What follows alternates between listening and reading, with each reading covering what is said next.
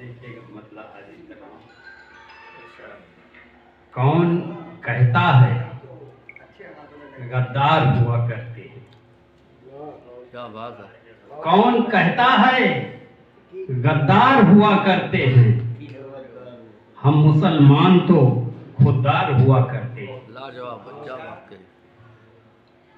और उसने मतलब है तीर तरकश न तलवार हुआ करते हैं।